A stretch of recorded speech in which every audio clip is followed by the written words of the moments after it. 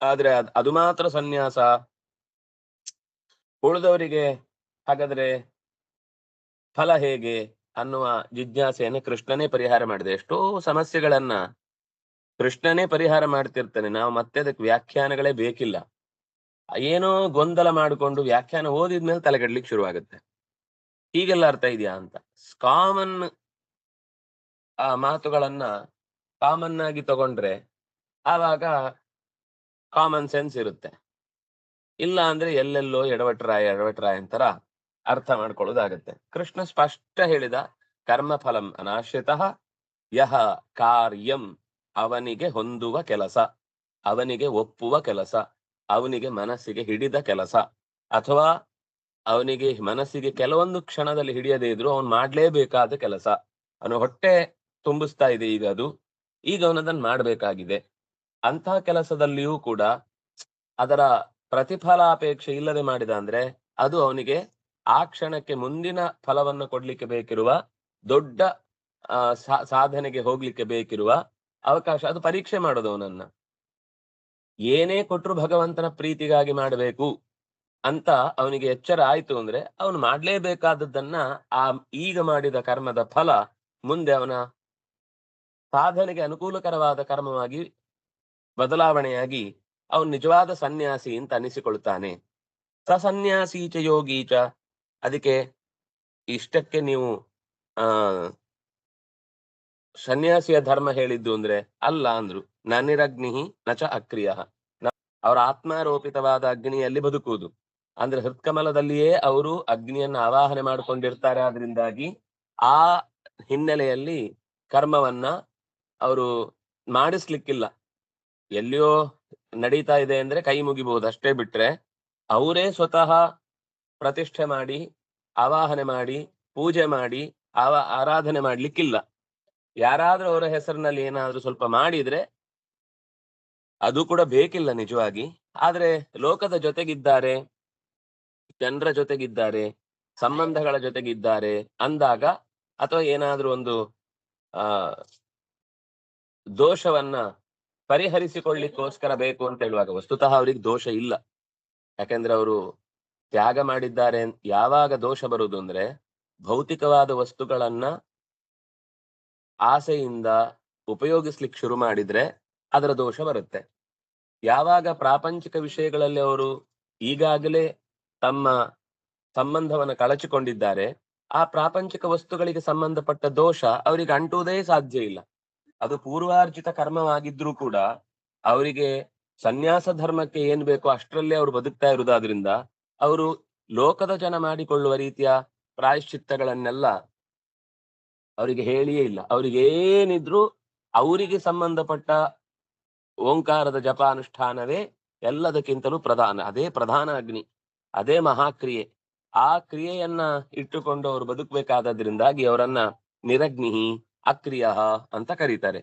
ಹಾಗಾಗಿ ನಿರಗ್ನಿಗಳಾದ ಅಕ್ರಿಯರಾದ ಮಂದಿಯನ್ನ ಲೋಕದಲ್ಲಿ ನಾವು ಸನ್ಯಾಸಿ ಅಂತ ಅನ್ಕೊಂಡ್ರೆ ಅವ್ರು ಮಾತ್ರ ಅಲ್ಲ ಅಂತ ಅರ್ಥ. ಅವರು ಸನ್ಯಾಸಿಗಳಲ್ಲ ಅಂತ ಹೇಳಿಲ್ಲ ಇಲ್ಲಿ. ನಿರಗ್ನಿಹಿ ನಚಾಕ್ರಿಯ ಅಂದ್ರೆ ಸನ್ಯಾಸಿಗಳು ಅಂದ್ರೆ ಅವ್ರಲ್ಲ ಅಂತ ಹೇಳಿದ್ದಲ್ಲ. ಲೋಕದಲ್ಲಿ ನಾವು ತಿಳ್ಕೊಳ್ಳುವ ನಿರಗ್ನಿಹಿ ಅಕ್ರಿಯ ಅನ್ನುವ ಶಬ್ದದಿಂದ ಏನು ಸನ್ಯಾಸಿಗಳನ್ನ ಗುರುತಿಸ್ತೇವೆ ಅವ್ರು ಮಾತ್ರ ಇಲ್ಲಿ ಹೇಳಲ್ಪಟ್ಟದ್ದಲ್ಲ. ಅವರು ಕೂಡ ಸೇರ್ತಾರೆ. ಈ ಗುಣ ಇದ್ರೆ, ಕರ್ಮಫಲವನ್ನ ತೊರೆದು ಕಾರ್ಯಗಳನ್ನ ಮಾಡುವುದನ್ನ ಅವರು ಮರೆಯದೆ ಮಾಡುತ್ತಾ ಇದ್ರೆ ಅವರಿಗೂ ಆ ಫಲ ಇದೆ. ಆದ್ರೆ ಸನ್ಯಾಸಿ ಆಗ್ಲಿಕ್ಕೆ, ಯೋಗಿ ಆಗ್ಲಿಕ್ಕೆ ಈ ಕ್ವಾಲಿಟಿ ಇಷ್ಟೇ ಬೇಕಿರುವುದೇನು ಅಂತಂದ್ರೆ ಬಯಕೆಗಳನ್ನಿಡದೆ ಕರ್ಮಗಳನ್ನ ಮಾಡುವವನು ಅನ್ನೋದೇ ಕರ್ಮಯೋಗಿ, ಅಥವಾ ಅವನು ಸನ್ಯಾಸಿ ಅಂತ ಅನ್ನಿಸಿಕೊಳ್ತಾನೆ.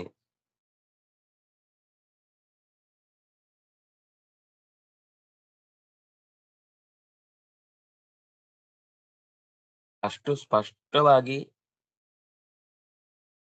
ಕರ್ಮ ಫಲ ತ್ಯಾಗ ಅಂತ, ಅನಾಶ್ರಿತ ಕರ್ಮ ಫಲಂ ಅಂತ ಹೇಳುವ ಮೂಲಕ ಹೇಳಿದ್ಮೇಲೂ ಬಹಳ ಜನಕ್ಕೆ ಇದು ವ್ಯಾಖ್ಯಾನ ಆಗಿದ್ದು ಕರ್ಮವನ್ನೇ ತ್ಯಾಗ ಮಾಡುವುದು, ಜ್ಞಾನದ ಕಡೆಗೆ ಸಾಗುವುದು ಅಂತ ಅರ್ಥ ಮಾಡ್ತಾರೆ.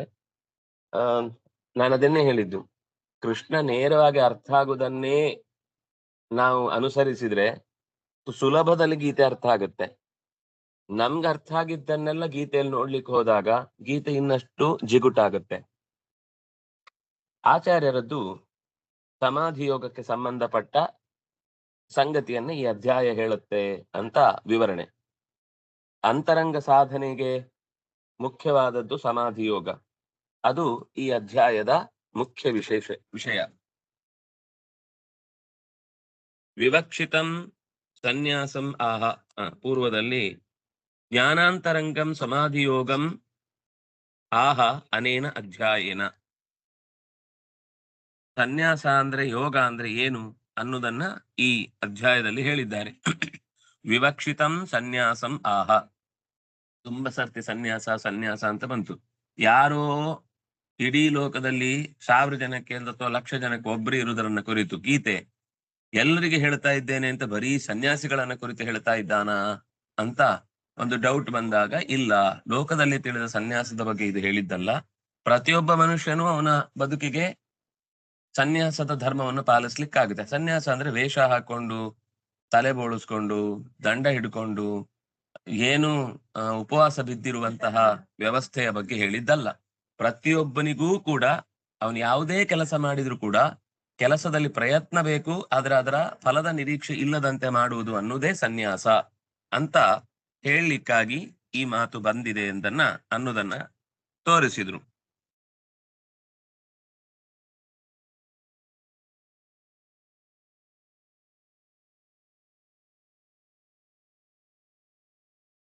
ಚತುರ್ಥಾಶ್ರಮೇಣೋಪಿ ಅಗ್ನಿ ಕ್ರಿಯಾ ಚ ಉಕ್ತ ದೈವಮೇವ ಪರೇ ಯಜ್ಞಂ ಅಂತ.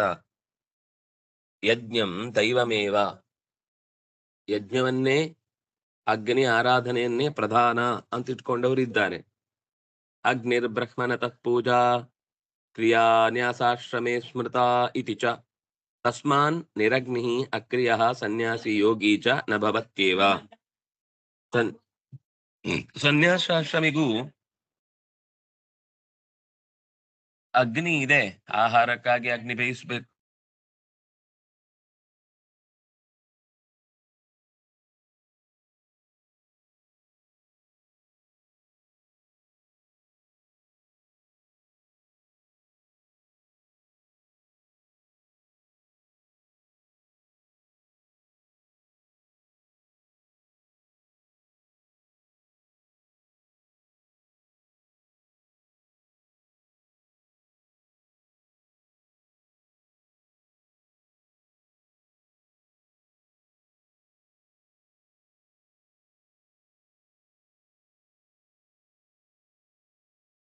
ಆಚಾರ್ಯ ಹರಿ ಓಂ ಸರ್, ಕೇಳಿಸ್ತಾ ಇಲ್ಲ ಸರ್.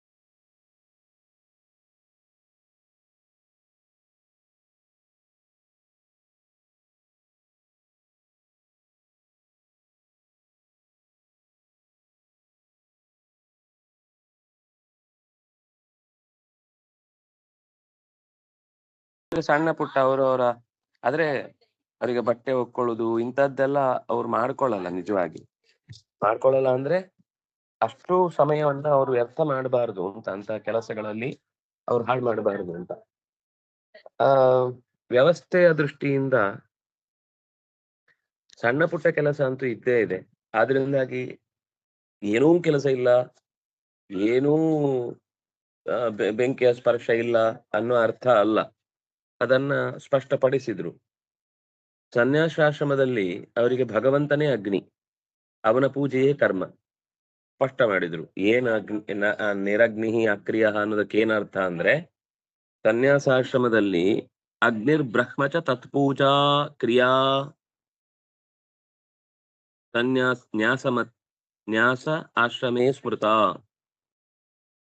ನ್ಯಾಸಾಶ್ರಮದಲ್ಲಿ ಭಗವಂತನೇ ಅಗ್ನಿ, ಅಲ್ಲಿಯೇ ಅವನ ಉಪಾಸನೆ. ಹೃದಯ ಕಮಲದ ಮಧ್ಯದಲ್ಲಿಯೇ ಆತ್ಮಾರೋಪಣ ಮಾಡಿಕೊಂಡ ಅಗ್ನಿಯಲ್ಲಿಯೇ ಅವರು ನಿತ್ಯ ಆಹುತಿ ಕೊಟ್ಟು ಅಲ್ಲಿಯೇ ಕ್ರಿಯೆಯನ್ನ ನಡೆಸುವುದಾದ್ರಿಂದ ಅವರಿಗೆ ಅಗ್ನಿ ಇಲ್ಲ, ಕ್ರಿಯೆ ಇಲ್ಲ ಅನ್ನೋದರ ತಾತ್ಪರ್ಯ ಬಾಹ್ಯಿಕವಾದ ಅಗ್ನಿ ಇಲ್ಲ, ಬಾಹ್ಯಿಕವಾದ ಕ್ರಿಯೆ ಇಲ್ಲ ಅಂತ ಅರ್ಥ.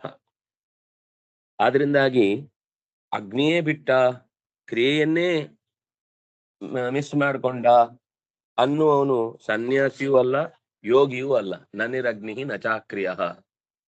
ಅಂದ್ರೆ ಹೀಗೆ ಕೆಲವರು ಜ್ಞಾನದ ಪರಾಕಾಷ್ಠೆ, ಅವರಿಗೆ ಕ್ರಿಯೆ ಇಲ್ಲ ಅಂತೆಲ್ಲ ಹೇಳಲಿಕ್ಕೆ ಹೋಗ್ತಾರೆ ಜ್ಞಾನಯೋಗಿಗಳಿಗೆ. ಅದು ಅಬದ್ಧ ಅದು, ಅಥವಾ ಹಾಗಿರ್ಲಿಕ್ಕೆ ಸಾಧ್ಯವೂ ಇಲ್ಲ. ತಮ್ಗೆ ಬೇಕಾದ ಮಾತುಗಳನ್ನ ಹೇಳ್ತಾ ಇದ್ದಾರೆ ಅಂತ ಅರ್ಥ ಹೊರತು ಅದು ಕ್ರಿಯಾರೂಪದ್ದಲ್ವೇ ಅಲ್ಲ ಅಂತ ಇಷ್ಟು ಸ್ಪಷ್ಟ ಆಗುತ್ತೆ. ಅಲ್ಲೇ ಕೆಳಗೆ ಆಚಾರ್ಯರ ತಾತ್ಪರ್ಯವೂ ಇದೆ. ಒಟ್ಟು ಇನ್ನು ಸ್ವಲ್ಪ ಕೆಳಗೆ ಧ್ಯಾನ ಯೋಗದ ಅಂಶವನ್ನೇ ಈ ಶ್ಲೋಕ ಹೇಳ್ತಾ ಇದೆ ಅಂತ ಆಚಾರ್ಯರು ನಿರೂಪಣೆ ಮಾಡಿ ಇನ್ನು ಕೆಳಗೆ ಅಲ್ಲಿ ಅಲ್ಲೇ ಅಲ್ಲೇ ಅಲ್ಲಿ ಧ್ಯಾನಮೇವ ಅತ್ರ ಉಚ್ಯತೆ. ಸ ಬ್ರಹ್ಮನಿಷ್ಠಸ್ತು ಯತಿರ್ಮಹಾತ್ಮ ಶರೀರಮಗ್ನಿಂಚ ಮುಖೇ ಜುಹೋತಿ ಇತ್ಯಾದೇಹ ನ ಯತೇಃ ಅಪಿ ಅನಗ್ನಿತ್ವಂ ಆತ್ಮ ಸಮಾರೋಪಣಾಚ್ಚ.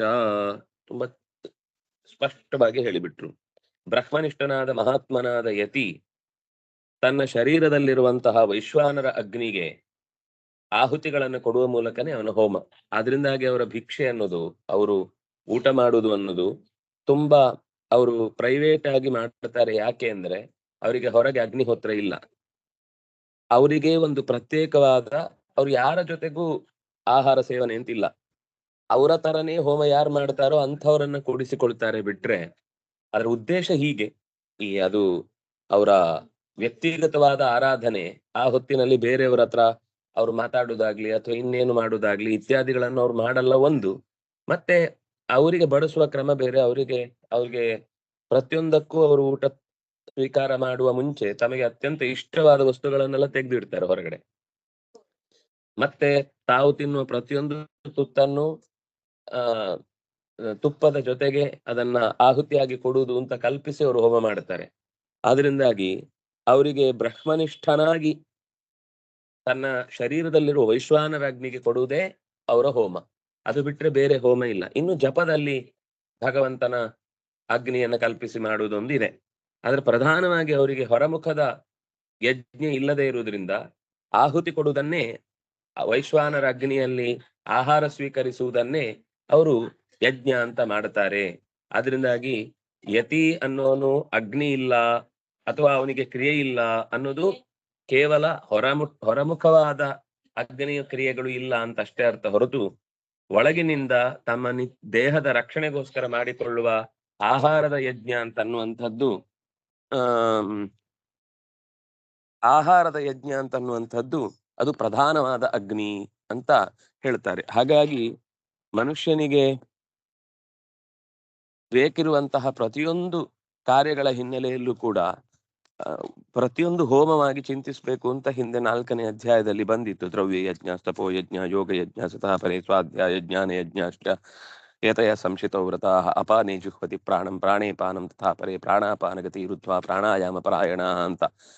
ಅದರಲ್ಲಿ ಭೋಜನ, ಆಹಾರ ಸ್ವೀಕಾರ ಅನ್ನೋದು ಕೂಡ ಒಂದು ಯಜ್ಞ. ಆಹಾರವನ್ನು ನಿಯಂತ್ರಣದಲ್ಲಿಟ್ಟುಕೊಳ್ಳುವುದು ಒಂದು ಯಜ್ಞ, ಮನಸ್ಸನ್ನು ನಿಯಂತ್ರಣದಲ್ಲಿಟ್ಟುಕೊಳ್ಳುವುದು ಒಂದು ಯಜ್ಞ, ದೇಹದ ಇಂದ್ರಿಯಗಳನ್ನು ಕೂಡ ನಿಯಂತ್ರಣದಲ್ಲಿಟ್ಟುಕೊಳ್ಳುವುದು ಒಂದು ಯಜ್ಞ, ಶಾಸ್ತ್ರ ಚಿಂತನೆ ನಡೆಸುವುದು ಒಂದು ಯಜ್ಞ, ಇನ್ನೊಬ್ಬನಿಗೆ ಶಾಸ್ತ್ರ ಹೇಳುವುದು ಒಂದು ಯಜ್ಞ. ಹೀಗೆ ಹಲವು ಬಗೆಯ ಯಜ್ಞದ ಸಂಬಂಧಗಳನ್ನ ಹೇಳಿದ್ದಾರೆ ಹಿಂದೆ. ಅದರಿಂದಾಗಿ ಯತಿಯಾದವನಿಗೆ ಈ ಲೋಕದಲ್ಲಿ ನಮ್ಗಿರುವ ಮಿತಿ ಇಲ್ಲ. ಅವರಿಗೆ ನಮ್ಗೆ ಇರುವಂತಹ ರೀತಿಯ ಅವಕಾಶಗಳು ಕೆಲವು ಕಮ್ಮಿನೇ, ಜೊತೆಗೆ ಅಡ್ವಾಂಟೇಜ್ಗಳು ಕೂಡ ಅವರಿಗೆ ಹೊರಗಿನ ಪ್ರಪಂಚದ ಹಾಗೆ ವ್ಯವಸ್ಥೆಯನ್ನು ಮಾಡಿಕೊಳ್ಳಿಕ್ಕೆ ಅವಕಾಶ ಇಲ್ಲದೆ ಇರುವುದರಿಂದ ಅವರು ತಮಗೆ ಅನಿವಾರ್ಯವಾಗಿ ಮಾಡಲೇಬೇಕಾದ ಪ್ರಾಣಾಗ್ನಿಹೋತ್ರವನ್ನೇ ಯಜ್ಞ ಅಂತ ಚಿಂತಿಸ್ಲಿಕ್ಕೆ ಅವಕಾಶ ಕೊಟ್ಟು ಶಾಸ್ತ್ರಕಾರರು ಅವರನ್ನ, ಅಂದ್ರೆ ಹೆಚ್ಚು ಹೊರ ಚಿಂತನೆಗಳಿಗೆ ಅವರು ತಮ್ಮನ್ನ ಮೀಸಲಾಗಿರಿಸಿಕೊಂಡಷ್ಟು ಅವರಿಗೆ ಧ್ಯಾನ, ಈ ಅವರ ಅನುಷ್ಠಾನ ಇತ್ಯಾದಿಗಳೆಲ್ಲ ಬಡವಾಗುತ್ತೆ ಅನ್ನೋದು ಅದರ ಉದ್ದೇಶ. ಹಾಗಾಗಿ ಈ 6 ಅಧ್ಯಾಯಗಳು ಜ್ಞಾನವನ್ನ ಪಡ್ಕೊಳ್ಳಿಕ್ಕೆ ಅದಕ್ಕೆ ಪ್ರಥಮ ಷಟ್ಕ ಅಂತ ಹೇಳ್ತಾರೆ. ಮೊದಲ 6 ಅಧ್ಯಾಯಗಳು ಅರಿವನ್ನ ಪಡ್ಕೊಳ್ಳಿಕ್ಕೆ ಸಂಬಂಧಪಟ್ಟಂತಹ ವಿಷಯ, ಅದಕ್ಕೆ ಸಾಧನ ಷಟ್ಕ ಅಂತಾನು ಕರೀತಾರೆ. ಈ ಅಧ್ಯಾಯದಲ್ಲಿ ಮುಂದಿನ ಅಧ್ಯಾಯಕ್ಕೆ ಹೋಗ್ಲಿಕ್ಕೆ ಬೇಕಿರುವ ಕೆಲವು ಸಿದ್ಧತೆಗಳನ್ನು ಕೂಡ ಮಾಡುವುದು ನಮ್ಗೆ ಅರ್ಥ ಆಗ್ತಾ ಹೋಗುತ್ತೆ. ಧ್ಯಾನ, ಸಮಾಧಿ ಇದರ ವಿವರಣೆ ಕೊಟ್ಟದ್ದು ಅದೇ ಉದ್ದೇಶದಿಂದ. ಅಂದ್ರೆ ಈ ಹಿಂದಿನ ಅಧ್ಯಾಯಗಳಲ್ಲಿ ಸಾಧನೆಗೆ ಸಿದ್ಧತೆಯನ್ನ ನಡೆಸುವ ಪೂರ್ವರಂಗ, ಅಂದ್ರೆ ಏನೇನು ತಯಾರು ಮಾಡ್ಬೇಕಾಗತ್ತೆ ಅನ್ನೋದನ್ನ ಹೇಳಲಿಕ್ಕೋಸ್ಕರ ಬಂದದ್ದು. ಈಗ ಅಪರೋಕ್ಷ ಜ್ಞಾನಕ್ಕೆ ಸಾಧನೆ ಮಾಡಬೇಕು ಅಂತಂದಾಗ ಹೇಗ್ ಮುಂದೆ ಹೋಗ್ಬೇಕು ಅನ್ನೋದನ್ನ ಅಂತರಂಗದ ಸಾಧನೆಯ ಮೂಲಕ ತಿಳಿಯು ಬಂದ ಮೇಲೆ ಅದನ್ನ ರೂಢಿಗೆ ತರುವುದಕ್ಕೆ ಏನಾದ್ರೂ ಒಂದು ವ್ಯವಸ್ಥೆ ಬೇಕಲ್ವಾ, ಅಂಥ ವ್ಯವಸ್ಥೆಯನ್ನು ಹೇಳಲಿಕ್ಕೆ ಈ ಮಾತುಗಳು ಬಂದಿವೆ.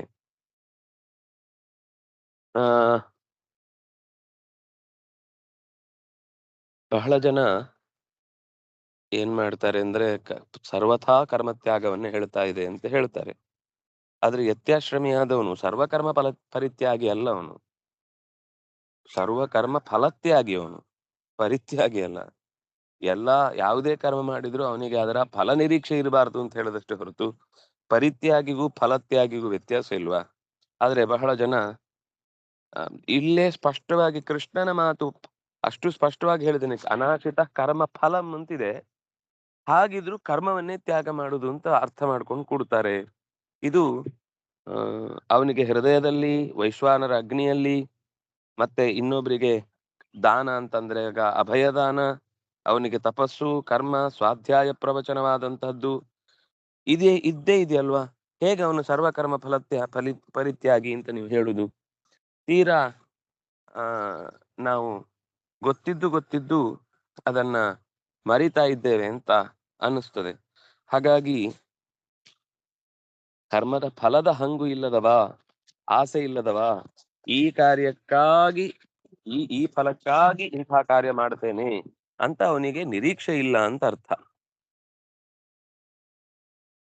ಸಿಗದೇ ಇದ್ದಾಗ ಬೇಜಾರು ಮಾಡ್ಕೊಳ್ಬಾರ್ದು, ಸಿಕ್ಕಿದಾಗ ಹಿರಿ ಹಿಗ್ಗಿ ನಾಳೆಯಿಂದ ಆ ಕರ್ಮದಲ್ಲಿ ಹೆಚ್ಚು ಆಸಕ್ತನಾಗಿ ಬಿಡುತ್ತೇನೆ ಅಂತ ಅನ್ನುವ ಭಾವನೆಗೂ ಅವನು ಒಳಗಾಗಬಾರದು. ಇದು ಅವನ ಕರ್ಮ ಫಲ ತ್ಯಾಗ ಅಂದ್ರೆ. ಭಗವಂತನ ಪೂಜೆ ಅಂತ ಸಮರ್ಪಿಸಿದ್ರೆ ಕರ್ಮದ ಪ್ರತಿಫಲದ ಬಗ್ಗೆ ನಿರೀಕ್ಷೆ ಇಲ್ಲದೆ ಅನಾಯಾಸವಾಗಿ ಅದನ್ನ ತನಗೆ ದೇವರು ಕೊಟ್ಟ ಅವಕಾಶ ಅಂತ ಭಾವಿಸಿ ಅದರ ಫಲದ ನಿರೀಕ್ಷೆ ಇಲ್ಲದೆ ಬದುಕಿದ್ರೆ ಅದೇ ಅವನಿಗೆ ನಿಜವಾದ ಪೂಜೆ ಅಂತ ಆಗುತ್ತೆ. ಅವನು ಕರ್ಮಯೋಗಿ ಆಗ್ತಾನೆ. ಕರ್ಮಯೋಗಿ ಆಗುವುದು ಹೇಗೆ ಅಂದ್ರೆ ಧ್ಯಾನ ಯೋಗದಿಂದ. ಧ್ಯಾನ ಒಂದು ಕರ್ಮವಾದ್ರಿಂದ, ಅಂದ್ರೆ ವಿರುದ್ಧ ಸಂಗತಿ ಅಲ್ಲ. ಒಬ್ಬನೇ ಕರ್ಮಯೋಗಿಯೂ ಆಗ್ತಾನೆ, ಜ್ಞಾನಯೋಗಿಯೂ ಆಗ್ತಾನೆ. ಅದ್ರ ಕರೆಯಲ್ಪಡುವಾಗ ಕರ್ಮ ತುಂಬ ಆದಾಗ, ಲೋಕದ ಸಂಪರ್ಕಕ್ಕೆ ಬರುವ ಹಾಗಾದಾಗ ಅವನು ಕರ್ಮಯೋಗಿ ಅಂತ ಕರೆಸಲ್ಪಡ್ತಾನೆ. ಅದರ ಅರ್ಥ ಅವನು ಜ್ಞಾನಯೋಗಿ ಅಲ್ಲ ಅಂತಲ್ಲ. ಯಾಕೆಂದ್ರೆ ಆ ಕರ್ಮ ಮಾಡುವಾಗ ಜ್ಞಾನ ಬೇಕು. ಜ್ಞಾನಯೋಗಿ ಆದವನಿಗೆ ಕರ್ಮ ಸಂಬಂಧ ಇಲ್ಲ ಅಂತ ಅರ್ಥ ಅಲ್ಲ. ಯಾಕೆಂದ್ರೆ ಆ ತಿಳಿದದ್ದನ್ನ ಕ್ರಿಯಾರೂಪಕ್ಕೆ ತಾರದೆ ಹೋದ್ರೆ ಆ ಕರ್ಮಕ್ಕೆ ಅರ್ಥ ಇಲ್ಲ, ಆ ಜ್ಞಾನಕ್ಕೆ ಅರ್ಥ ಇಲ್ಲ. ಹಾಗಾಗಿ ನ್ಯಾಸ ಅಂದ್ರೆ ಒತ್ತೆ ಇಡುವುದು ಅಂತ ಅರ್ಥ. ಸನ್ಯಾಸ ಅಂದ್ರೆ ಮರಳಿ ಪಡೆಯುವ ಅಪೇಕ್ಷೆ ಇಲ್ಲದೆ ಒತ್ತೆ ಇಡುವುದು. ತುಂಬಾ ಚಂದದ ಶಬ್ದ ಸನ್ಯಾಸ, ಸಂನ್ಯಾಸ. ಭಗವಂತನಲ್ಲೇ ಇರಿಸುವುದು, ಬೇರೆಯಲ್ಲಿ ಇರಿಸಿದ್ರೆ ಈಗ ಲೋಕದಲ್ಲಿ ನ್ಯಾಸ ಇಡುವುದು ಅಂತಿದೆ. ಕೂರ್ಚನ್ಯಾಸೇ ವಿನಿಯೋಗ ಅಂತ ಹೋಮದಲ್ಲಿ ಕೂರ್ಚವನ್ನ ಕಲಶದ ಮೇಲೆ ಇಡ್ತಾರೆ. ಅಂದ್ರೆ ಒಂದು ದರ್ಭೆಯ ಕಟ್ಟನ್ನ ಅದರ ಮೇಲೆ ಇಡ್ತಾರೆ. ಅಂದ್ರೆ ಅದು ಪೂಜೆ ಆಗುವ ತನಕ ಯಾವುದೇ ದುಷ್ಟಶಕ್ತಿಗಳಿಂದ ಆವೃತವಾಗದೆ ಆ ಪರಿಶುದ್ಧತೆಯನ್ನು ಕಾಪಾಡಿಕೊಂಡು ಯಜಮಾನನನ್ನ ರಕ್ಷಿಸಲಿ ಅಂತ. ಆದ್ರ ಆ ಪಾವಿತ್ರ್ಯವನ್ನು ಉಳಿಸುವ ಮತ್ತು ರಾಕ್ಷಸರಿಂದ ಕಾಪಾಡುವ ಕೆಲಸವನ್ನ ಮಾಡಿ ಮುಗಿಸಿದ್ಮೇಲೆ ಆ ಪವಿತ್ರವನ್ನು ತಗೊಳ್ತಾರೆ ವಾಪಸ್. ಆ ಕುರ್ಚಿಯನ್ನು ವಾಪಸ್ ತಗೊಳ್ತಾರೆ. ಅದು ಕೂರ್ಮನ್ಯಾಸ. ಆದ್ರೆ ಅಗ್ನಿಯಲ್ಲಿ ಹಾಕುದು ಅದು ನ್ಯಾಸ ಅಲ್ಲ, ಅದು ಸನ್ಯಾಸ. ಅದಕ್ಕೆ ಸ್ವಾಹ ಅಂತ ಹೇಳುದು. ಆಹುತಿಯನ್ನು ಅಗ್ನಿಯಲ್ಲಿ ಹಾಕಿದ್ಮೇಲೆ ಅದು ಜಾಸ್ತಿ ಆಯ್ತು ಅಂತ ವಾಪಸ್ ಕುಂಡದಿಂದ ಕಿತ್ಕೊಳ್ಳಿಕ್ಕಿಲ್ಲ. ಕೈ ತಪ್ಪಿ ಕೆಳಗೆ ಬಿದ್ರೂ ಕೂಡ ಅದು ಅಲ್ಲಿಗೆನೆ. ಅದರ ಯಾವುದೇ ವಸ್ತುವನ್ನು ಕೂಡ ಅಲ್ಲಿ ಯಜ್ಞದಲ್ಲಿ ತಂದಿಟ್ಟದ್ದನ್ನ ಮನೆಗೆ ತಗೊಂಡು ಹೋಗ್ಲಿಕ್ಕಿಲ್ಲ ಅಂತ ಇರುದು. ಅದು ಸನ್ಯಾಸ ಅಂತ. ನೋಡಿ, ಈಗ ಸನ್ಯಾಸ ಎಲ್ಲರಿಗೂ ಬಂತಲ್ಲ. ಯಾರೆಲ್ಲ ಹೋಮ ಮಾಡಿಸ್ತಾರೆ ಅವರೆಲ್ಲ ಸನ್ಯಾಸಿಗಳೇ ಆಗ್ಬೇಕು ನಿಜವಾಗಿ. ಅದನ್ನು ವಾಪಸ್ ತಗೊಂಡು ಹೋಗುದು ಅಂತಂದ್ರೆ ಅದು ಯಜ್ಞದ ಚಟುವಟಿಕೆಗೆ, ತಂತ್ರಗಾರಿಕೆಗೆ ಧಕ್ಕೆ ಬಂತು ಅಂತ ಅರ್ಥ. ಅದು ಸ್ವಲ್ಪ ಉಳಿದಿದೆ, ಮುಂದಿನ ಸಲಕ್ಕಾಗುತ್ತೆ, ಇಟ್ಕೊಳ್ಳಿ ಅಂತ ಅದನ್ನ ಯಜಮಾನ ತಗೊಂಡು ಹೋಗುವಾಗಿಲ್ಲ. ಏನಿದ್ರು ದ್ರವ್ಯ ಎಷ್ಟು ಬೇಕೋ ಅಷ್ಟನ್ನ ಅದಕ್ಕೋಸ್ಕರ ವಿನಿಯೋಗ ಆಗುದನ್ನೇ ತರಬೇಕು, ಅದನ್ನ ಅಲ್ಲಿಯೇ ವಿನಿಯೋಗಿಸ್ಬೇಕು. ಇನ್ನು ಸಮ್ ಅಂತಂದ್ರೆ ಶಬ್ದವೇ ಹೇಳುವ ಹಾಗೆ ಭಗವಂತ, ಆದ್ರಿಂದಾಗಿ ಅದನ್ನ ಅರ್ಥ ಎಳೆದು ತಂದದ್ದು ಅಲ್ಲ. ಸನ್ಯಾಸ ಅಂದ್ರೆ ದೇವರಲ್ಲಿ ನ್ಯಾಸ ಮಾಡ್ಬೇಕು, ನೀವೇನು ಹೊಸ್ತು ಹೇಳ್ತಾ ಇದ್ದೀರಿ? ಇಲ್ಲ ರೀ, ನಾವು ಹೊಸ್ತು ಹೇಳಲಿಲ್ಲ, ಶಾಸ್ತ್ರ ರೂಢಿ ಅದು. ನಿಮ್ಮ ಪ್ರಪಂಚದಲ್ಲಿ ಸಮ್ ಅನ್ನೋದಕ್ಕೆ ಸ್ವಯಂ ಅಂತ ಅರ್ಥ ಇದ್ರೆ ನಾವು ಹೊಣೆಗಾರರಲ್ಲ.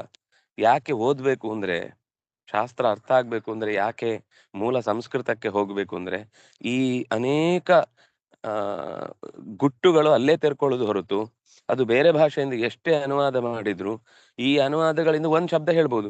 ಪ್ರತಿ ಶಬ್ದದಲ್ಲಿ ಹಾಗೆ ಯಾರು ಹೇಳ್ತಾ ಕೂಡ್ತಾರೆ? ಅಥವಾ ಎಲ್ಲಿ ಅದರ ಮೂಲ ಅರ್ಥ ಆಗ್ಲಿಕ್ಕೆ ಅನುಕೂಲ ಆಗುತ್ತೆ? ನಮ್ಗೆ ಬೇಸಿಕ್ ನಮ್ಮ ಸ್ವಂತ ಭಾಷೆ ಆದ್ರೂ ಗೊತ್ತಿರ್ಬೇಕು ಕನಿಷ್ಠ ಪಕ್ಷ. ಹಾಗಾದ್ರೂ ಆ ಸಂಸ್ಕೃತದ ಬ್ಯಾಕ್ ಗ್ರೌಂಡ್ ಇರೋದ್ರಿಂದ ಕೆಲವೊಂದ್ ಸರ್ತಿ ಅದರ ಸುಳಿವು ಏನು ಅಂತ ಸಿಗುತ್ತೆ. ಅದು ಬಿಟ್ಟು ತೀರಾ ನಮಗೆ ಈ ದೇಶಕ್ಕೆ ಸಂಪರ್ಕವೇ ಇಲ್ಲದ, ಸಂಸ್ಕೃತಿಗೆ ಹೊಂದಿಯೇ ಬರದ ಭಾಷೆಯಲ್ಲಿ ಅನುವಾದ ಮಾಡಿದ್ದನ್ನು ಓದ್ತೇನೆ ಅಂತ ಹೇಳಿ ನಾವು ಅದರಲ್ಲಿ ಅನರ್ಥಗಳನ್ನೇ ತಲೆಗೆ ತಂದುಕೊಂಡು ಕೊನೆಗೆ ಇಲ್ಲಿ ಬರೀ ಅನರ್ಥವನ್ನೇ ಬೋಧಿಸ್ತಾರೆ ಅಂತ ಲೋಕದುದ್ದಕ್ಕೂ ಅದನ್ನೇ ಭಾಷಣ ಹೊಡೆದು ಆಮೇಲೆ ದೊಡ್ಡ ದೊಡ್ಡ ಸ್ಥಾನಗಳಲ್ಲಿ ನಿಂತು ಅವ್ರು ಹೇಳಿದ್ದೇ ಲೋಕೋತ್ತರವಾದ ವೇದವಾಕ್ಯ ಅಂತನ್ನುವ ಹಾಗೆ ಅದನ್ನೇ ಟೆಕ್ಸ್ಟ್ ಬುಕ್ಗಳಲ್ಲಿ ಓದಿ ನಮ್ಮ ವಿದ್ಯಾರ್ಥಿಗಳನ್ನ ತಲೆ ಕೆಡಿಸುವ ಈ ಅವ್ಯವಸ್ಥಿತವಾದ ಸಂಕೋಲೆಯನ್ನ ತಪ್ಪಿಸಿಕೊಳ್ಳುವುದು ಯಾವಾಗ? ಅದರಿಂದ ಹೊರಗೆ ಬರುದು ಯಾವಾಗ? ಅದರಿಂದ ಅಕಯ ಪ್ರವಿ ಸಂಭೂಮಾಹ ಸಕಹಾಹ ವಿಷ್ಣುವಾಚಕಾಹ.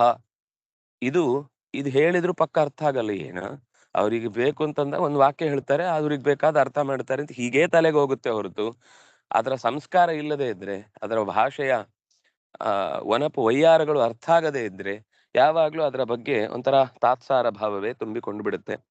ಇದು ಈ ಶ್ರದ್ಧೆ ಅನ್ನೋದು ಕೂಡ ಹೊರಗಿನಿಂದ ಎಲ್ಲಿಂದಲೂ ತರ್ಲಿಕ್ಕಾಗಲ್ಲ. ಅದು ಜೀವದ ಗತಿಯಲ್ಲಿದ್ರೆ ಮಾತ್ರ ಆ ಶ್ರದ್ಧೆ ಅನ್ನೋದು ಇಲ್ಲ, ಇದರಲ್ಲಿ ಏನೋ ಒಂದು ವಿಷಯ ಖಂಡಿತ ಇದೆ ಅಂತಾದ್ರೂ ಕನಿಷ್ಠ ಪಕ್ಷ ಭಾಷೆ ಬರದೇ ಇದ್ರು ಅದರ ಬಗ್ಗೆ ವಿರೋಧ ಬರಲ್ಲ. ಮುಂದೆ ಸರಿ, ಸನ್ಯಾಸಿ ಅಂತ ಹೇಳಿದ್ರಿ, ಅವನನ್ನ ಯಹ ನಿರಗ್ನಿಹಿ ಯಹ ಅಕ್ರಿಯಃ ಸಹ ಸನ್ಯಾಸಿ. ನಿಜವಾಗಿ ಲೋಕದ ಹೊರಗಿನ ದೃಷ್ಟಿಯಿಂದ ಆಚಾರ್ಯ ಅದಕ್ಕೆ ಇನ್ನೂ ಒಂದ್ ಸ್ಟೆಪ್ ಮುಂದೆ ಹೋಗಿದೆ. ಯಾರು ಹೇಳಿದವನನ್ನ ಅಕ್ರಿಯ ನಿರಗ್ನಿ ಅಂತ?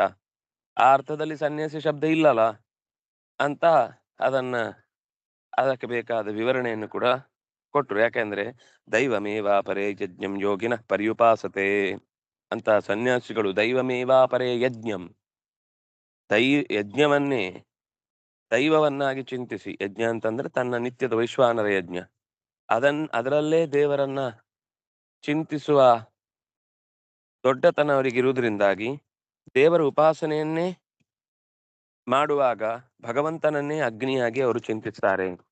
ಇದು ಯತಿಗೆ ಮಾತ್ರ ಸಂಬಂಧಪಟ್ಟ, ಉಳಿದವರಿಗೂ ಹೌದು, ಯತಿಗಳಿಗೆ ಮಸ್ಟ್ ಅಂಡ್ ಶುಡ್ ಹೀಗೆ ಬದುಕಬೇಕು ಅಂತ.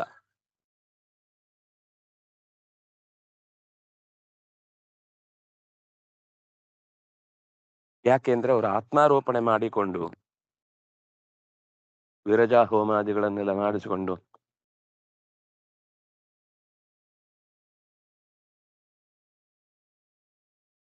ತಮ್ಗೆ ಹೊರಗಿನ ಅಗ್ನಿಯ ಸಂಪರ್ಕವನ್ನ ಯಾವ ಆಶ್ರಮ ಸ್ವೀಕಾರ ಇರುತ್ತೆ ಆಗ ತೊರೆದಿರ್ತಾರಲ್ವಾ. ಆದ್ರಿಂದಾಗಿ ಅವರಿಗೆ ಈಗ ಉಳಿದವರೆಲ್ಲ ಅಗ್ನಿಯ ಮುಂದೆ ಕೂತು ಆಹುತಿ ಕೊಟ್ಟು ಆ ರೀತಿಯಾದ ಅವರಿಗೆ ಅಂದ್ರೆ ಪ್ರದಕ್ಷಿಣೆ ಬಂದು ದೂರದಲ್ಲಿ ನಮಸ್ಕಾರ ಮಾಡ್ಬೋದು ಅಷ್ಟೇ. ಅಗ್ನಿಯಲ್ಲಿ ಭಗವಂತ ಇದ್ದಾನೆ ಅಂತ ಚಿಂತಿಸಬಹುದು. ಅವ್ರ ಆರಾಧನೆ ಅಂತ ಪ್ರತ್ಯೇಕವಾಗಿ ಮಾಡ್ಕೊಳ್ಳಿಕ್ಕಾಗಲ್ಲ, ಯಾಕಂದ್ರೆ ಅದಕ್ಕಿಂತ ದೊಡ್ಡ ಅಗ್ನಿಯನ್ನು ಕೊಟ್ಟಿದ್ದಾರೆ ಅವ್ರಿಗೆ. ನಮ್ಗೇನು ಅಂದ್ರೆ ಕಣ್ಣಿಗೆ ಕಾಣುವಂತದ್ದೇ ದೊಡ್ಡದು. ಇನ್ನೇನಾದ್ರೂ ಒಂದು ದೊಡ್ಡದಿದ್ರೆ ಅದೆಲ್ಲ ಬೇಡ ರೀ. ನಮ್ಗೆ ಎಲ್ಲರೂ ಉಪಾಸನೆ ಮಾಡಿದಾಗ ಏನು ಅವರನ್ನ ಉಪಾಸಕರು ಅಂತ ಕರೀತಾರೆ, ಆ ರೀತಿಯ ಚಿಂತನೆ ಬರ್ಲಿಕ್ಕೆ ಬೇಕಿರುವಂತದ್ದನ್ನೇ ನಾವು ಪಡಿತೇವೆ ಅಂತ. ಅದು ಸನ್ಯಾಸಾಶ್ರಮಕ್ಕೆ ಸೂಟ್ ಆಗುವ ಸಂಗತಿಯೇ ಅಲ್ಲ. ಇದು ಒಂದು ಸನ್ಯಾಸಾಶ್ರಮ ಅಂತ ಹೇಳಿದೆ. ಹಾಗೆ ಬಹಳ ವಿಷಯದಲ್ಲಿ ಬಹಳ ಜನರಿಗೆ ಅವರವರಿಗೆ ಹೊಂದಿಕೆ ಆಗುವಂತ ಏನೋ ಒಂದು ಕೊಟ್ಟಿದ್ರು ಕೂಡ ಅದರ ಬಲ ಗೊತ್ತಾಗದೆ ಹೋದಾಗ ಬೇಸರ ಇರುತ್ತೆ. ಆದ್ರೆ ನಿಜವಾಗಿ ಅಗ್ನಿಹೋತ್ರಕ್ಕಿಂತ ವಿಶಿಷ್ಟವಾದದ್ದು ಪ್ರಾಣಾಗ್ನಿಹೋತ್ರ. ಯಾವಜ್ಜೀವಂ ಅಗ್ನಿಹೋತ್ರಂ ಜುಹೋತಿ. ಅಗ್ನಿಹೋತ್ರ ಅಂದ್ರೆ ಹೊರಗಿನ ಅಗ್ನಿ ಮಾತ್ರ ಅಲ್ಲ, ಅವನಿಗೆ ಒಳಗಿನ ಅಗ್ನಿ ಇದೆ. ಅದರಿಂದಾಗಿ ಎಷ್ಟೋ ಸರ್ತಿ ಅಗ್ನಿಹೋತ್ರ ಮಾಡ್ಕೊಳ್ಳಿಕ್ ಆಗ್ಲಿಲ್ಲ ಅಂದ್ರೆ ಅದಕ್ಕೂ ಅವರು ಪ್ರಾಯಶ್ಚಿತ್ತಗಳನ್ನ ಅಥವಾ ಆಪದ್ಧರ್ಮವನ್ನ ಹೇಳ್ತಾರೆ. ಅವರು ನಿತ್ಯದಲ್ಲಿ ನೀರಿನಲ್ಲಿಯೇ ಅಗ್ನಿಹೋತ್ರ ಮಾಡ್ಕೊಳ್ಬೇಕು ಅಂತ. ಎಲ್ಲೆಲ್ಲೋ ದೂರಕ್ಕೆ ಹೋದ ಸಂದರ್ಭದಲ್ಲಿ ಅಲ್ಲಿ ಅಗ್ನಿ ಜನನ ಮಾಡ್ಕೊಳ್ಳಿಕ್ ಆಗ್ಲಿಲ್ಲ ಅಂದಾಗ, ಅಥವಾ ಒಂದೊಂದು ದಿವಸ ಒಂದೊಂದು ಊರಲ್ಲಿ ಇದ್ದಾನೆ, ಅವರ ವ್ಯವಸ್ಥೆಯಲ್ಲಿ ಅಂತ ಅವಕಾಶವನ್ನು ಮಾಡಿಕೊಡ್ಲಿಕ್ಕೆ ಆಗದೇ ಇದ್ದಾಗ, ಅಂದ್ರೆ ಹಿಂದಿನ ಕಾಲದಲ್ಲಿ ಏನಾಗ್ತಿತ್ತು, ಪ್ರತಿಯೊಬ್ರು ಅಂತವ್ರು ಇರ್ತಿದ್ದಾದ್ರಿಂದ ಅದು ಸಹಜ ಆಗ್ತಿತ್ತು. ಈಗೆಲ್ಲ ಮನೆ ಗ್ಯಾಸ್ ಇದ್ದಾಗ ಅವನು ಅಗ್ನಿಹೋತ್ರ ಮಾಡ್ಕೊಳ್ತಾನೆ ಅಂದ್ರೆ ಏನಿರುತ್ತಲ್ಲಿ. ಆಗ ಅಗ್ನಿಹೋತ್ರ ಬಿಟ್ಟ ದೋಷ ಇಲ್ಲ ಅವನಿಗೆ, ಒಂದು ವ್ಯವಸ್ಥೆಯ ದೃಷ್ಟಿಯಿಂದ ಇಲ್ಲ. ಆದ್ರೆ ಯಾಕೆಂದ್ರೆ ಅಗ್ನೇರಾಪಹ, ಆ ಅಗ್ನಿಯಿಂದ ನೀರು ಹುಟ್ಟಿದೆ. ಆದ್ರಿಂದ ಆ ನೀರಿನಲ್ಲಿ ಅಗ್ನಿಯ ಚಿಂತನೆಯನ್ನು ಮಾಡಿ ಆ ಅಗ್ನಿಯಲ್ಲೇ ತಮ್ಮ ಉಪಾಸನೆಗೆ ಸಂಬಂಧಪಟ್ಟ ಆಹುತಿಗಳನ್ನ ಕೊಟ್ಟು ಅವ್ನು ನಿತ್ಯ ಅಗ್ನಿಹೋತ್ರಿ ಮಾಡ್ತಾನೆ. ಹಾಗೆ ಮಾಡಿಕೊಳ್ಳೋರೇ ಬಹಳ ಜನ ಇರುವುದು. ನಮ್ಗೆ ಮೇಲ್ನೋಟಕ್ಕೆ ಏನ್ ಕಾಣುತ್ತೆ ಅಂದ್ರೆ ಅವರು ಅದೆಲ್ಲ ಎಲ್ಲಿ ಮಾಡ್ತಿದ್ದಾರೆ, ಅವರ ಧರ್ಮ ಎಲ್ಲಿದೆ ಅಂತ ನಮ್ಮ ಮೇಲ್ನೋಟಕ್ಕೆ ಅನ್ನಿಸ್ಬಹುದು. ಆದ್ರೆ ಆಪದ್ಧರ್ಮ ಅಥವಾ ವ್ಯವಸ್ಥಿತವಾಗಿ ಕೆಲವು ಅನಾನುಕೂಲತೆಗಳನ್ನ ಪರಿಹರಿಸಿಕೊಳ್ಳಿಕ್ಕೂ ನಮಗೆ ಶಾಸ್ತ್ರ, ಅದರಿಂದಾಗಿ ಅದು ಆಯ್ತಲ್ವಾ, ಅದೊಂದು ತರ. ಇನ್ನೊಂದು ಅಗ್ನಿಹೋತ್ರ ಅಂತ ಅನ್ನೋದು, ಪ್ರಾಣಾಗ್ನಿಹೋತ್ರವೂ ಕೂಡ ಒಂದು ಅಗ್ನಿಹೋತ್ರವೇ. ಆದ್ರಿಂದಾಗಿ ಎಂಥ ಪರಿಸ್ಥಿತಿ ಬಂದ್ರು ಊಟ ಮಾಡೋದು ಬಿಡಲ್ವಾ. ಆ ಊಟವನ್ನೇ ತುಂಬಾ ಅನುಸಂಧಾನ ಪೂರ್ವಕವಾಗಿ ಮಾಡಿದ ಅಂದ್ರೆ ಅಲ್ಲೂ ಕೂಡ ಅದಕ್ಕೋಸ್ಕರನೇ ಅವನು ಅದಕ್ಕೆ ಕೆಲವು ನಿಯಮಗಳನ್ನ ಹಾಕಿಕೊಂಡು ಊಟ ಮಾಡ್ಬೇಕು ಅಂತ ಹೇಳುದು. ಇಂಥ ಕ್ರಮದಲ್ಲೇ ಊಟ ಮಾಡ್ಬೇಕು, ಇದೇ ತರದ ಪದಾರ್ಥಗಳನ್ನ ಸ್ವೀಕಾರ ಮಾಡ್ಬೇಕು. ಯಜ್ಞ ಅಂತ ಅನ್ನುವಾಗ ಯಾಕೆ ಯಜ್ಞದಲ್ಲಿ ಏನೆಲ್ಲ ಆಹುತಿ ಕೊಡ್ತಾರೋ ಅದನ್ನೇ ತಾನು ತಿನ್ನುವ ಆಹಾರದಲ್ಲೂ ಬಳಸಿಕೊಳ್ಬೇಕು ಅಂತ ಹೇಳುವುದು ಅಗ್ನಿಹೋತ್ರ ಮಾಡ್ಲಿಕ್ಕೆ ಆಗುವಂತಹ ಅನುಕೂಲತೆಗೋಸ್ಕರ. ಅದರಿಂದಾಗಿ ಪ್ರಾಣಾಗ್ನಿಹೋತ್ರ ಅಂತ ಅನ್ನೋದನ್ನು ಎಲ್ಲರೂ ಮಾಡ್ತಾರೆ. ಆದ್ರಿಂದಾಗಿ ಯಾವಜ್ಜೀವಂ ಅಗ್ನಿಹೋತ್ರಂ ಜುಹೋತಿ ಅಂತ ಅನ್ನೋದನ್ನ ಅವನು ಯೋಚನೆ ಮಾಡದೇ ಇದ್ರು ದೇವತೆಗಳು ಒಳಗಿಂದ ಮಾಡ್ತಿರ್ತಾರೆ. ಇವನಿಗೆ ಸಿಗಲ್ಲ ಅಷ್ಟೇ ಫಲ. ಯಾಕಂದ್ರೆ ಅವ್ರು ಬಂದದ್ದೇ ಈ ಶರೀರದಲ್ಲಿ, ಮನುಷ್ಯ ಶರೀರದಲ್ಲಿ ಮಾಡ್ಲಿಕ್ಕೆ ಆಗುವಷ್ಟು ಅನುಕೂಲ ಬೇರೆ ಶರೀರದಲ್ಲಿ ಇಲ್ಲ ಅಂತ. ಆದ್ರೆ ಆ ಮನುಷ್ಯ ಅದನ್ನ ಅರ್ಥ ಮಾಡಿಕೊಳ್ಳದೆ ಸುಮ್ನೆ ಕತ್ತೆ ತಿಂದು ಮುಗಿಸಿ ಬೆಳೆದು ಎತ್ತರಕ್ಕೆ ಹೋದ್ರೆ ಅವನಿಗೆ ಪ್ರತ್ಯೇಕವಾದ ಲಾಭ ಆಗುವುದು ಕಷ್ಟ. ಯಾಕೆಂದ್ರೆ ಶಾರೀರಂ ಅಗ್ನಿಂಚ ಮುಖೇ ಜುಹೋತಿ. ಶಾರೀರಂ ಅಗ್ನಿಂ ಮುಖೇ ಜುಹೋತಿ. ಶರೀರದಲ್ಲಿರುವಂತಹ ಅಗ್ನಿಯನ್ನ ಬಾಯಿಯಿಂದ ಆಹುತಿ ಕೊಟ್ಟು ಹೋಮ ಮಾಡ್ತಾನೆ. ಇದು ಯತಿಗೆ ಸಂಬಂಧಪಟ್ಟಂತೆ ಎಲ್ಲರಿಗೂ ಹಾಗೆ ಆಗುತ್ತೆ.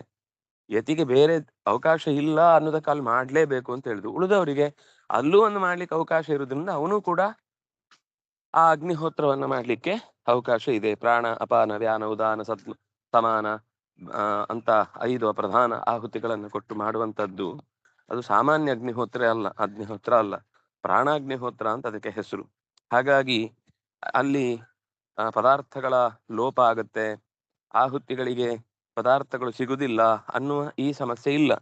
ಅವನು ಏನು ಹೊಟ್ಟೆಪಾಡಿಗಾಗಿ ಅನಿವಾರ್ಯವಾಗಿ ಸೃಷ್ಟಿ ಮಾಡಿಕೊಳ್ತಾನೆ ಅದನ್ನೇ ಭಗವಂತನ ಪೂಜೆ ಅಂತ ಭಾವಿಸಿ ಅವನು ಉಂಡ್ರೆ ಅದಕ್ಕೋಸ್ಕರನೇ ಆಗ ಮಾತಾಡಬಾರ್ದು ಅಂತ ಹೇಳುದು. ಅದಕ್ಕೋಸ್ಕರನೇ ಆಗ ಬೇಡವಾದ ವಿಚಾರಗಳನ್ನ ಚಿಂತಿಸಬಾರದು ಅಂತ ಹೇಳುದು. ಅದಕ್ಕೋಸ್ಕರನೇ ಭಗವನ್ ನಾಮ ಸ್ಮರಣೆಯ ಮೂಲಕ ಆಹಾರದ ಸ್ವೀಕಾರ ಮಾಡಬೇಕು ಅಂತ ಯಾಕೆ ಹೇಳುದು ಅಂದ್ರೆ ಅದು ನಿತ್ಯ ಪ್ರಾಣಾಗ್ನಿಹೋತ್ರ. ಅದು ಅಗ್ನಿಹೋತ್ರವನ್ನ ಮಾಡ್ಲೇಬೇಕು ಅಂತ ಶಾಸ್ತ್ರ ಹೇಳಿದೆ. ಕನಿಷ್ಠ ಪಕ್ಷ ಈ ವ್ಯವಸ್ಥೆ ನೆಪದಲ್ಲಾದ್ರೂ ಕೂಡ ಅವರವರಿಗೆ ಸಂಬಂಧಪಟ್ಟ ಆಹಾರದ ಸ್ವೀಕಾರ ಮಾಡುವಾಗ ಪರಮಾತ್ಮನ ವೈಶ್ವಾನರ ಅಗ್ನಿಯಲ್ಲಿ ಈ ಆಹುತಿಗಳನ್ನ ನನಗೆ ಹೊಟ್ಟೆ ತುಂಬುದು, ನನಗೆ ಖುಷಿಯಾಗುದು, ನನಗೆ ಆಯಾಸ ಪರಿಹಾರ ಆಗುದು. ಆದ್ರೆ ಅದರ ಫಲ ಬರೀ ನನ್ನ ಸ್ವಾರ್ಥಕ್ಕೋಸ್ಕರ ಮಾಡಿಕೊಂಡಾಗ್ಲೂ ಭಗವಂತ ನಮಗೆ ಅದರ ಮೇಲೆ ಒಂದು ಎಕ್ಸ್ಟ್ರಾ ಫಲ. ನೀನು ಇದನ್ನು ಊಟ ಮಾಡಿದ್ಯಲ್ವಾ, ನಿಂಗೆ ಊಟದ ಜೊತೆಗೆ ಒಂದಿಷ್ಟು ಭೋಗದ ಫಲ. ಊಟದಲ್ಲೇ ಒಂದು ಸುಖ, ಆ ಸುಖದ ಜೊತೆಗೆ ಮತ್ತೆ ಸಂತೋಷವಾಗಿ ಜೀವನವನ್ನು ಅನುಸರಿಸುವ ಫಲ. ನಾರಾಯಣ.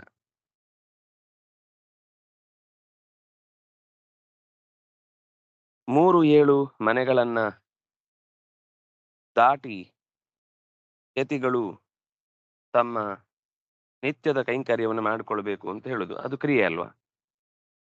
16 ಮನೆಯಲ್ಲಿ 16 ಹೋಗ್ಬಾರ್ದು. ಅಲ್ಲಿ ಇರುದು 3, 5, 7 ಮನೆಗಳನ್ನ ಮ್ಯಾಕ್ಸಿಮಮ್ ಅಷ್ಟೇ. ಆ ಚಟುವಟಿಕೆ ಅಂತ ಅನ್ನೋದು ಸನ್ಯಾಸಿಗೆ ಒಂದು ಕ್ರಿಯೆ ಆಗ್ಲಿಲ್ವಾ? ಶಿಷ್ಯರಿಂದ ತರಿಸುವುದು ಅಂತಾದ್ರೂ ಶಿಷ್ಯರು ತಂದ್ರೋ ಇಲ್ವೋ ಅಂತ ನೋಡಿಕೊಂಡು, ಅಥವಾ ಆರಂಭದಲ್ಲಿ ಆದ್ರೂ ಅವ್ರು ಹೋಗ್ಲೇಬೇಕಲ್ವಾ? ಆದ್ರಿಂದಾಗಿ ನಿಷ್ಕ್ರಿಯರು ಅಂತ ಅನ್ನೋದು ಕೇವಲ ಒಂದು ಲೋಕದ ವ್ಯವಸ್ಥೆ ಅಷ್ಟು ದೊಡ್ಡ ವ್ಯವಹಾರ, ವ್ಯಾಪಾರ, ಏನೇನೋ ವಿಚಿತ್ರವಾದ ಚಟುವಟಿಕೆಯಲ್ಲಿ ತೊಡಗುವುದು ಅನ್ನೋದು ಅವನಿಗೆ ಹೊಂದಿಕೆ ಆಗುವಂತಹದ್ದಲ್ಲ ಅಂತ ಆ ಅರ್ಥದಲ್ಲಿ ಹೇಳಿದ್ದು. ಸ್ವಾಧ್ಯಾಯ ಅಂತೂ ಕ್ರಿಯೆ, ಅದು ಬೇಕೇ ಬೇಕು. ಅದನ್ನ ಭಕ್ತರಿಗೆ ತಿಳಿಸ್ಬೇಕು, ಅದು ಪ್ರವಚನ, ಅದು ಬೇಕೇ ಬೇಕು. ವಿದ್ಯಾದಾನ ಇಲ್ಲದೆ ಇದ್ರೆ ಅದು ಮಠವೇ ಅಲ್ಲ. ಮಠಚ್ಛಾತ್ರಾದಿ ನಿಲಯ ಅಂತ ಅದಕ್ಕೆ ಕೋಶ. ಅನೇಕ ಆಶ್ರಯವನ್ನ ಬೇಕು ಅಂತ ಬಯಸಿ ಬಂದ ಮಕ್ಕಳಿಗೆ ಜ್ಞಾನದಾನ ಮಾಡ್ತಾ ಇರುವಂತಹ ಪ್ರದೇಶಕ್ಕೆ ಮಠ ಅಂತ ಹೆಸರು. ಅದು ನಡೆಯುತ್ತೆ. ಅದರಿಂದಾಗಿ ನಿಷ್ಕ್ರಿಯರು ಅಂತ ನಾವು ಅವರನ್ನ ಹೊರಗಿಡ್ಲಿಕ್ಕೆ ಸಾಧ್ಯವೇ ಇಲ್ಲ ಅನ್ನೋದು ಒಟ್ಟು ನಮಗೆ ಈ ಪದ್ಯದಿಂದ ತಿಳಿದ ಸಂಗತಿ. ಅದನ್ನ ಒಟ್ಟು ಏನಾಯ್ತು ಯೋಚನೆ ಮಾಡೋಣ. ಕರ್ಮದ ಫಲ, ಕರ್ಮ ಫಲಂ ಅನಾಶ್ರಿತ, ಬಯಸದೆ, ಅಪೇಕ್ಷಿಸದೆ, ಅದರಲ್ಲಿ ಅಂದ್ರೆ ಹಠ ಇಲ್ಲದೆ, ಕರ್ಮದ ಹಂಗು ಬಿಟ್ಟು, ಯಾರು ಕಾರ್ಯಂ ಅಂದ್ರೆ ಮಾಡ್ಲೇಬೇಕಾದ ಕೆಲಸ, ಯಾರ್ಯಾರಿಗೆ ಯಾವ್ಯಾವ್ದು ಮಾಡ್ಲೇಬೇಕು, ಯಾರ್ಯಾರಿಗೆ ಯಾವ್ದ್ರಿಂದ ಅನ್ನ ಹುಟ್ಟುತ್ತೋ, ಯಾರ್ಯಾರಿಗೆ ಅವರ ಜೀವನದಲ್ಲಿ ಅದರಿಂದಲೇ ತೃಪ್ತಿಯೋ ಅಂಥದ್ದನ್ನ ಕಾರ್ಯಂ ಅಂತ ಹೇಳ್ತಾರೆ. ಅಂತಹ ಕಾರ್ಯಂ ಕರ್ಮ, ವಿಹಿತ ಕರ್ಮವನ್ನು ಮಾಡಲೇಬೇಕಾದ ವಿಹಿತ ಕರ್ಮವನ್ನು ಕರೋತಿ ಅವನೇ ಸನ್ಯಾಸಿ, ಸಹ ಯೋಗಿ. ಅವನು ಅಷ್ಟೇ ಕೆಲಸ ಮಾಡಿದ್ರು ಯೋಗಿ. ಸಮಾಧಿಗೆ ತೆರಳಿಕೆ ಬೇಕಿರುವ ಸಿದ್ಧತೆಯನ್ನು ಅವನು ಪಡಿತಾನೆ. ಹೊರತು ನಿರಗ್ನಿ, ಅಗ್ನಿಯನ್ನೇ ಪರಿತ್ಯಾಗ ಮಾಡಿದವನು ಅಂತ ಅರ್ಥ ಅಲ್ಲ, ಅಥವಾ ಕ್ರಿಯೆಯನ್ನೇ ಬಿಟ್ಟವನು ಅಂತನೂ ಅರ್ಥ ಅಲ್ಲ. ಅಂದ್ರೆ ಕೃಷ್ಣನ ಕಾಲದಲ್ಲೇ ಈ ಜ್ಞಾನ ಪ್ರಾಧಾನ್ಯವನ್ನ ಹೇಳಿ ಕರ್ಮಕ್ಕೆ ಬೆಲೆಯೇ ಇಲ್ಲ ಅಂತ ಮಾಡಿದವರು ಆಗ್ಲೂ ಇದ್ರು ಅಂತ ಅನ್ಸುತ್ತೆ. ಅದಕ್ಕೆ ಕೃಷ್ಣ ಇಷ್ಟು ಕಠಿಣವಾದ ಶಬ್ದವನ್ನ ಹಾಕಿ ಹೇಳ್ತಾನೆ. ಆದ್ರೂ ಅರ್ಥ ಆಗ್ಲಿಲ್ಲ ಬಹಳ ಜನಕ್ಕೆ. ಯಂ ಸನ್ಯಾಸಮಿತಿ ಪ್ರಾಹು ಯೋಗಂ ತಂ ವಿದ್ಧಿ ಪಾಂಡವ, ನಹ್ಯ ಸನ್ಯಸ್ತ ಸಂಕಲ್ಪೋ ಯೋಗಿ ಭವತಿ ಕಶ್ಚನ. ಯಾವುದನ್ನ ನಾವು ಸನ್ಯಾಸ ಅಂತ ಹೇಳ್ತೇವೋ, ಯೋಗಂ ತಂ ವಿದ್ಧಿ ಪಾಂಡವ, ಅದನ್ನೇ ಸಮಾಧಿಯ ಯೋಗ ಅಂತನೂ ತಿಳ್ಕೊ ಓ ಪಾಂಡವನೇ. ಪಾಂಡವ ಅಂತ ಸಂಬೋಧನೆ ಮಾಡಿದ್ದು ತಿಳಿವಿನಲ್ಲಿ ಅತ್ಯಂತ ಸ್ವಚ್ಛತೆ ಉಳ್ಳವನು ಅಂತ ಅರ್ಥ. ಪಾಂಡು ಶಬ್ದದ ಅರ್ಥ ನಹ್ಯ ಸನ್ಯಸ್ತ ಸಂಕಲ್ಪೋ ಯೋಗಿ ಭವತಿ ಕಶ್ಚನ, ನಹಿ ಅಸನ್ಯಸ್ತ ಸಂಕಲ್ಪ. ಸಂಕಲ್ಪ ಅಂದ್ರೆ ಬಯಕೆಗಳು, ಸನ್ಯಸ್ತ ಅಂದ್ರೆ ಬಿಟ್ಟ ಬಯಕೆ, ಅಸನ್ಯಸ್ತ ಅಂದ್ರೆ ಬಿಡದ ಬಯಕೆ. ಕಾಮ ಸಂಕಲ್ಪಗಳನ್ನ ಬಿಡದವನು ನಯೋಗಿ ಭವತಿ ಕಶ್ಚನ, ಆಸೆಗಳ ಬೆನ್ನು ಹತ್ತಿದವನೆಂದೂ ಯೋಗಿ ಆಗಲಾರ. ಯಾಕೆಂದ್ರೆ ಅವನಿಗೆ ಯೋಗ ಕಾಮದ ಜೊತೆಗಿದೆ. ಅದು ಕಾಮಯೋಗ ಆಗುತ್ತೆ ಹೊರತು ಸಮಾಧಿ ಯೋಗ ಆಗುವುದಿಲ್ಲ. ಸಮಾಧಿ ಯೋಗದ ಕಡೆಗೆ ಸಾಗಬೇಕಾದವನು ಕಾಮಕ್ಕೆ ಬೆನ್ನು ಹಾಕಬೇಕು. ಹಾಗಾಗಿ ನನಗೆ ಹೀಗಾಗ್ಬೇಕು ಹಾಗಾಗ್ಬೇಕು ಅಂತ ಸಂಕಲ್ಪ ಮಾಡ್ತಾ ಕೂತಿರ್ತಾನೆ ಯಾವನು, ಅವನು ಯೋಗಿ ಆಗ್ಲಿಕ್ಕೆ ಆಗುದೇ ಇಲ್ಲ. ನನಗೆ ಆಗ್ಬೇಕಾದ್ದನ್ನ, ಅಂದ್ರೆ ಈಗ ಯಾವುದು ಬಂಧನಕ್ಕೆ ಕಾರಣ ಅಲ್ವೋ ಅಂತಹ ಬಯಕೆಗಳು ತಪ್ಪೇ ಅಲ್ಲ. ಆದ್ರೆ ಅದಲ್ಲ, ಇನ್ನೊಂದು ಏನೇನೋ ಹುಚ್ಚು ರೆಕಾರ್ಡ್ಗಳಾಗ್ಬೇಕು ಅಂತ ಆಸೆ ಪಡುವಂತದ್ದು ಒಂದಿಷ್ಟು ಲೋಕದಲ್ಲಿ ನಾವು ನೋಡ್ತೇವೆ. ಏನು ಉಪಯೋಗ ಇರುದಿಲ್ಲ, ಆದ್ರೆ ಪೇಪರಲ್ಲಿ ಬರುತ್ತೆ, ಗಿನ್ನಿಸ್ ದಾಖಲೆ ಆಗುತ್ತೆ. ಎಂತೆಂಥದ್ದು ಕೆಲವೊಂದ್ಸರ್ತಿ ನಮಗೆ ಅದನ್ನು ಊಹೆ ಮಾಡ್ಲಿಕ್ಕೂ ಆಗಲ್ಲ. ಅಂಥದ್ದೆಲ್ಲ ಕ್ರಿಯೆಗಳಲ್ಲಿ ಮನುಷ್ಯ ತೊಡಗುವುದು ಕಾಣುತ್ತೆ. ಆದ್ರೆ ಅದು ಬೇಕಾಗಿಲ್ಲ ಅನ್ನುವ ಎಚ್ಚರವನ್ನ ಈ ಪದ್ಯದಲ್ಲಿ ಹೇಳ್ತಾರೆ. ಇದರ ವಿವರ ಆಚಾರ್ಯರ ಮಾತು, ಇದನ್ನ ಮತ್ತೆ ನಾಳೆಯ ಚಿಂತನೆಯಲ್ಲಿ ನಾವು ಅನುಸಂಧಾನ ಮಾಡೋಣ ಅಂತ ಹೇಳ್ತಾ ಶ್ರೀ ಹರಿಪ್ರಿಯತಾಂ ಶ್ರೀಕೃಷ್ಣಾರ್ಪಣಂ ಅಸ್ತು.